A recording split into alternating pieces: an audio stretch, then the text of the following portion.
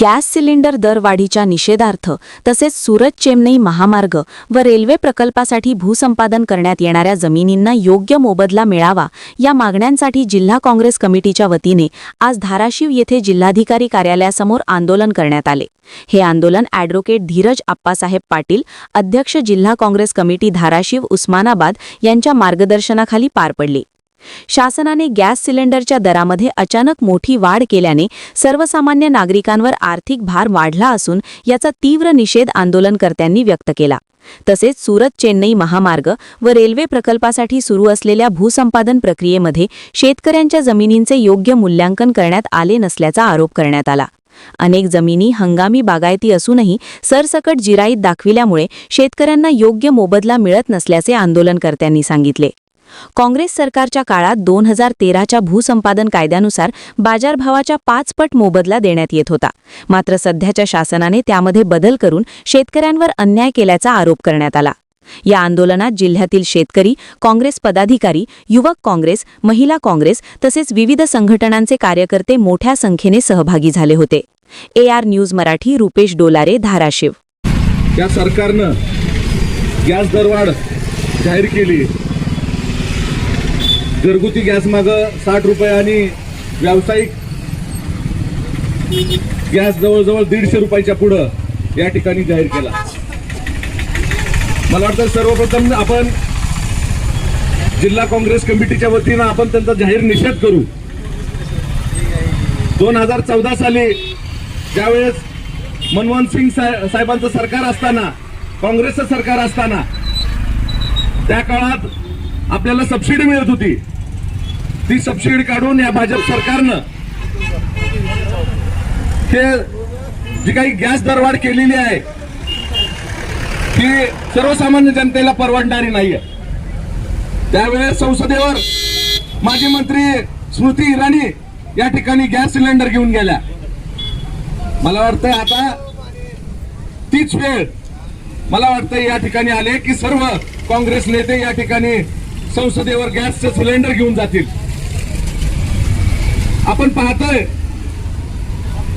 की आज ही गॅसची टंचाईमुळे अनेक जे काय हॉटेल व्यावसायिक असतील, घरगुती गॅस असेल, जनतेवर असेल, या ठिकाणी ही टंचाई निर्माण केलेली आहे। त्याचबरोबर आपण दुसरं जे काही निवेदन देत आहोत, सुरत चेन्नई आणि रेल्वेतील बाधित शेतकरी आहेत त्यांना न्याय देण्यासाठी आपण एकत्र जमलेलो आहोत। गेले 2019 पासून हे शेतकरी लढा देत आहेत, न्यायालयीन लढा देत आहेत। त्यामध्ये जे काही नॅशनल हायवे ऍक्ट प्रमाणे जे काही सर्वे केलेला आहे तो अत्यंत चुकीचा केलेला आहे।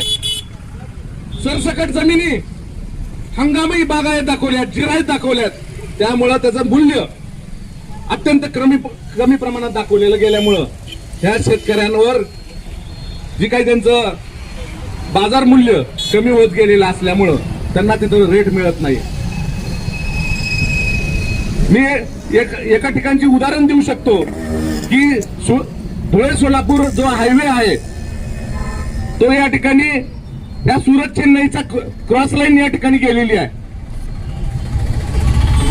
एकच शेतकरी आहे की त्याच्यामध्ये धुळे सोलापूर मध्ये रोड गेलेला आहे, म्हणजे त्याची जमीन गेलेली आहे आणि आता सुरत चेन्नई मध्ये गेलेली आहे। ज्यावेळेस काँग्रेसचं सरकार असताना 2014च्या कायद्याप्रमाणे 2013च्या कायद्याप्रमाणे धुळे सोलापूरला त्या ठिकाणी गुंठ्याला 2 लाख रुपये मिळाले आणि त्याच सुरत चेन्नई तिथूनच गेलेला तोच शेतकरी आहे, त्या ठिकाणी 30,000 रुपये गुंठ्याला मिळालेले। हा शेतकऱ्यावर एक प्रकारे अन्याय आहे। त्यांची जमिनी कवडी मोल किंमत घेत आहेत। म्हणून हा आपण सर्वजण मिळून या मोर्चामध्ये सुद्धा आणि या आंदोलनामध्ये सुद्धा हे बाधित शेतकरी आहेत। रेल्वेमध्ये सुद्धा गेलेल्या आहे, रेल्वे प्रकल्पामध्ये गेलेल्या ज्या काही जमीन आहेत त्याला सुद्धा 30,000 रुपये गुंठ्याप्रमाणे पैसे दिलेले आहेत। अनेक ठिकाणी अन्यायकारक ही जी काही किंमत दिलेली आहे त्यामुळे आज शेतकऱ्यांना रस्त्यावर उतरण्याची वेळ आलेली आहे। त्याचप्रमाणे आपण बघितलं की परवाच कर्जमाफी योजना जाहीर केली, परंतु या ठिकाणी काँग्रेस सरकार असताना सरसकट कर्जमाफी दिली होती, या ठिकाणी मर्यादा 2 लाखापर्यंत घातली।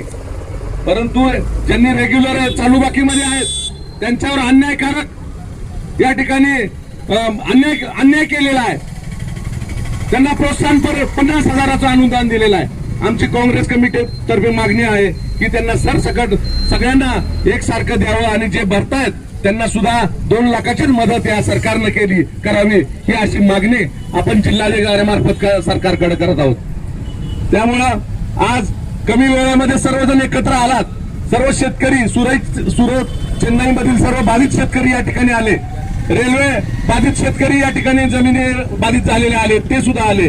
कमी वेळात कमी सूचनेवरून सर्व जिल्हा काँग्रेस कमिटी, तालुका काँग्रेस कमिटी आणि सर्व पदाधिकारी या ठिकाणी कमी वेळेत आल्याबद्दल सर्वांचा आभार मानतो. आपल्या परिसरातील बातमी व जाहिरात देण्यासाठी संपर्क साधा. AR news Marathi Dharashiv. संपादक रुपेश डोलारे. Mobile number 87 88 20 13 94.